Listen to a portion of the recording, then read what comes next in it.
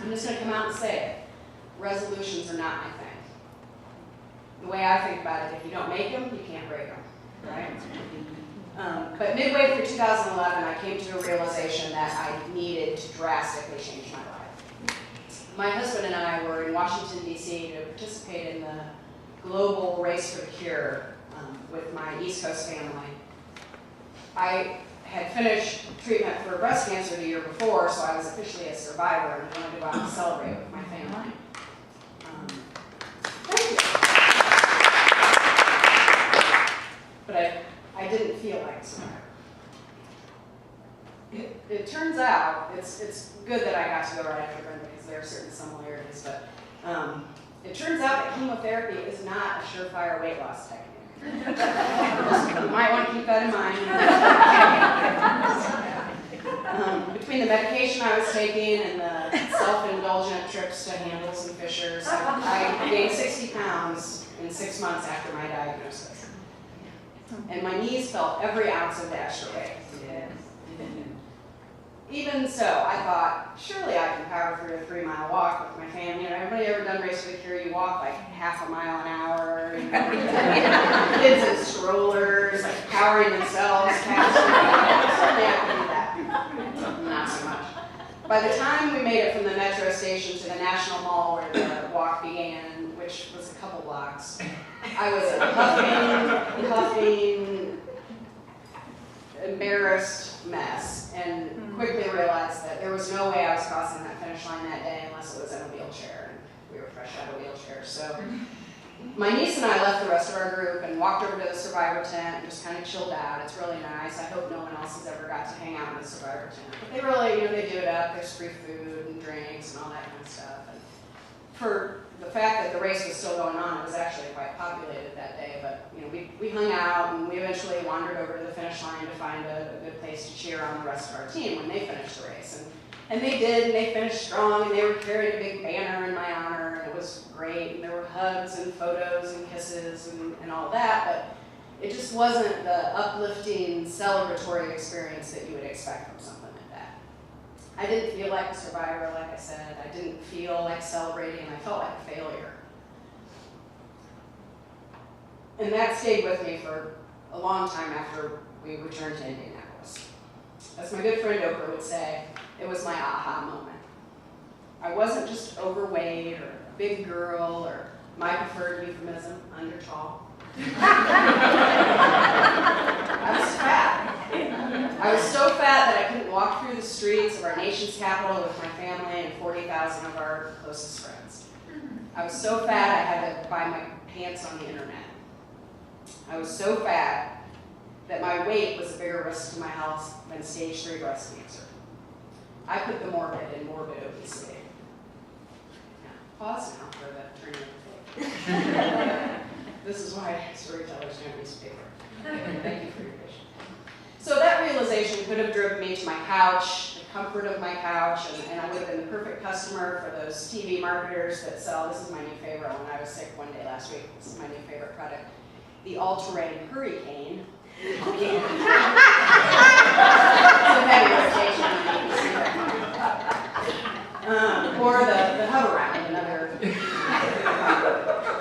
But instead, this realization I came to, this aha moment, instead of putting me there, it gave me the determination I needed to follow through with a diet that helped me lose 150 pounds. Wow. But I'm not here to talk about weight loss, actually. I'm talking about exercise. It also helped me keep a New Year's resolution for the first time ever. My goal for 2012 was as ambitious for me as it is doable for probably most of the rest of you.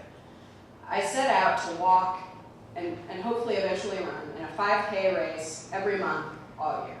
I figured it would keep me moving, however slowly, and possibly the humiliation of finishing last would motivate me to pick up the pace a little bit. I don't know if anybody's ever finished last in one of those races with a cop car goes like 2 inches behind you, and it's just like, I watch it slow, he's got pushing brake, you can't even just idle behind me. So you're just squeaking, and it wasn't good. Anyway, you may notice I called my goal for 2012 a goal. not a resolution, and that wasn't accidental. Think about it. How many of us, and I'm sure we're all more aware of this today than we were a few weeks ago, how many of us have made these resolutions at the end of a year, just determined it was going to happen, and by noon on New Year's Day, we're all like, oh, well, whatever. I got that $9.99 Snickers bar I need to take care of. We expect immediate results from resolutions, right? We're going to quit smoking, eat right, start exercising, stop cursing, all at once. And all on a day we're probably nursing a hangover so bad that all we want to do is crawl into bed with a remote control and a pizza.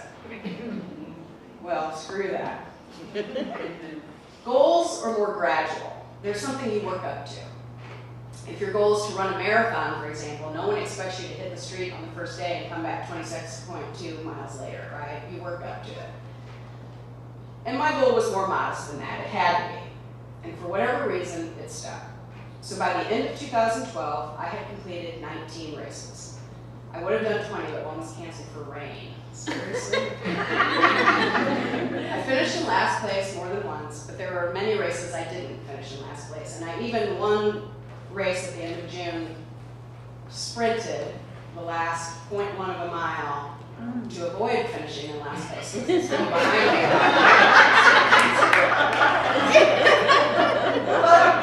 I still won. My success surprised me. I was stuck with my goal. I stuck with my goal for an entire year. I did it. But even more shocking was how much I enjoyed it. I enjoyed the whole process. I liked picking the races. I liked picking up the t-shirts, putting on my bib number. It just made me feel like an athlete. You know, we've got numbers across each other. Putting on my shoes and then hitting the streets with the hordes of fit people who conspire to tie up traffic every Saturday morning. So if you're ever wondering what the problem is, there's a walk over. I still don't consider myself fit. I'm not fit by any stretch of anyone's imagination, and I can't imagine finishing an entire 5K in the 15 or 20 minutes it takes me to do a mile. And the people who win those things finish them in like 16 minutes or some ridiculous number like that. But I've made progress, and I've learned a lot along the way.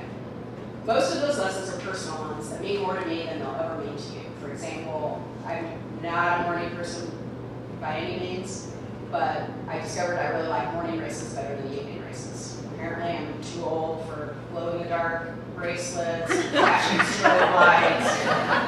Kids these days, I swear. I'm also a sucker for funny hats and costumes, apparently. And my husband tells me I have an industry that's not altogether cute. But there also were some takeaways with broader implications. The morals of my story, if you will. First, everything's more fun with a friend, even exercise. Or maybe especially exercise. A friend of a friend of a friend did my first walk with me and ended up doing 11 of the 12 months. She didn't do all 19 races, but that was just incredible. And I never walked alone. I had 18 different people who joined me for at least one race during the year. And because we weren't focused on our time, it was a great opportunity for us to catch up and get to know each other better and really have fun. And when we ran out of things to say, there were plenty of people to eavesdrop on, and that's some really entertaining conversations. The second lesson is to share your successes. We took group photos at the finish line, at or near the finish line, of all the races except two. The first month, it just never even occurred to us, possibly because it was like 12 degrees out. And then the June or July race, we just forgot. But I posted those pictures on Facebook, which started out as a way just to sort of stay accountable and share the pictures among whoever was in them. But the response we started getting from people who weren't on the walks with us, like, oh, good job, you're an inspiration, you know, this is great, can we join you? Became a huge motivator for us. So my first race this year is January 26th in Carmel, if anyone's interested, sign up online. Finally, and most importantly, remember that you can't get to your destination until you start. That's right. So you need to put one foot in front of the other and point yourself in the right direction, put one foot in front of the other, and just start walking. You'll get there eventually. And if you're lucky like me, you'll have a t-shirt.